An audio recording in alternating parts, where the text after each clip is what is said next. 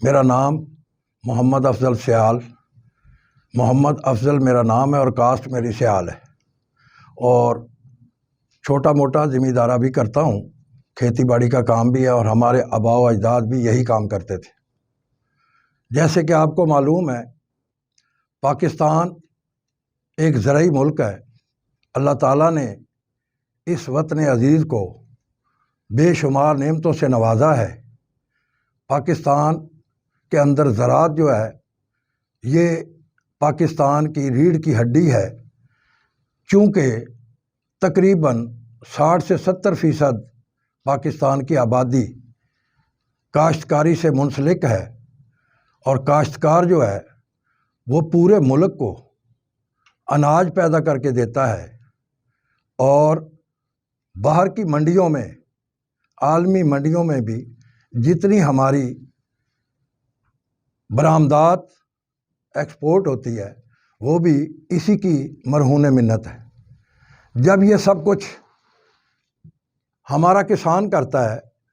تو پھر اس کے لیے ہماری حکومت وقت کوئی بھی ہو، اس کو بھی اس کے مراعات دینی چاہیے، اس کے لیے سہولیات پیدا کرنی چاہیے، جو کہ بالکل مفقود ہیں۔ جیسا کہ حال ہی میں ہمارے وزیر اعظم نے اعلان کیا کہ کھاد کسانوں کے لیے سستی کر رہے ہیں، اور تقریباً 1768 روپے اس کا ریٹ مقرر کیا ہے۔ کیا انہوں نے اس کے بارے میں معلوم کیا ہے کہ کسانوں کو کھاد سرکاری ریٹ پر مہیا کی جا رہی ہے، ان کو دی جا رہی ہے؟ میں نے پچھلے دنوں دیکھا کہ کھاد کی دکانوں پر ایسے زمینداروں کی لائنیں لگی ہوتی تھی جیسے وہ بیچارے ان سے کوئی امداد لینے آئے یا بھیک مانگنے آئے۔ ان کے ہاتھوں میں پیسے ہوتے تھے، اور وہ اپنی فصل کے لیے یوریا کھاد اور ڈی اے پی کی ڈیمانڈ کرتے تھے، اور کھاد والے کہتے کہ ہمارے پاس کھاد نہیں ہے، اور پھر انہوں نے تقسیم کرنا شروع کر دیا کہ 2 بوری سے زیادہ، ایک آدمی کے 10 ایکڑ ہیں یا 20 ایکڑ ہے، تو 2 بوری کھاد لے کر وہ کہاں جا کے اس کو استعمال کرے گا، اور کیا اس کی فصل ہوگی؟ پھر ہم کہتے ہیں کہ ہماری گندم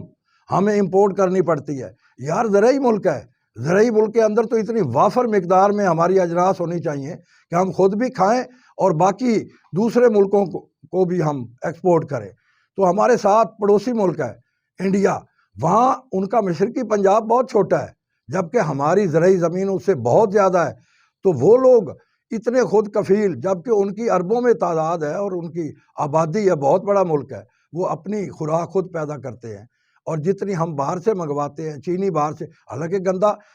یہاں گندم بھی ہوتی ہے، کپاس بھی ہوتی ہے، گنا بھی ہوتا ہے، اور شوگر بھی ہماری بہت زیادہ ہوتی ہے، پھر ہمیں شوگر بھی منگوانی پڑتی ہے، گندم بھی باہر سے منگوانی پڑتی ہے۔ تو یہ ہماری یہاں کی جو پالیسیاں ہیں، یہ ٹھیک نہیں ہیں، یہ غلط ہو رہا ہے۔ جو کچھ بھی ہو رہا ہے، ہمارا زراعت کا محکمہ اس کا ذمہ دار ہے، اور جو بھی حکومت وقت ہوگی وہ بھی اس کی ذمہ دار ہوگی۔ خدا را اس کے بارے میں آپ غور کریں۔ میں نے آج سے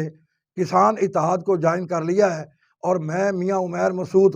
کی سربراہی میں اور ان کے دوستوں کی سربراہی میں باقاعدہ آج یہ بیان کرتا ہوں کہ جب بھی میری ضرورت پڑے گی، جہاں بھی احتجاج ہوگا، جہاں بھی جانا پڑے گا، میں انشاءاللہ ہر وقت ان کو دستیاب ہوں گا، اور کوشش کروں گا کہ اپنے کسان بھائیوں کے لیے، اور وہ میں یہ ان کے لیے نہیں کر رہا، یہ میرا ملک ہے، میں اپنے لیے کر رہا ہوں۔ جو بھی میں کروں گا میں اپنے لیے کروں گا، اور میں کروں گا تو میرے بچے بھی خوشحال ہوں گے۔ آپ نے اکثر دیکھا ہوگا کہ جو اجناس پیدا کرتے ہیں، وہ بیچارے ٹرالیوں کے پیچھے بھاگ رہے ہیں، ان کو آٹا نہیں مل رہا، ان کو جناب کھاد نہیں مل رہی، ان کو سپرے نہیں اچھی مل رہی، اور پھر ہمارے 2 نمبر مافیا جو یہاں ملاوٹ مافیا،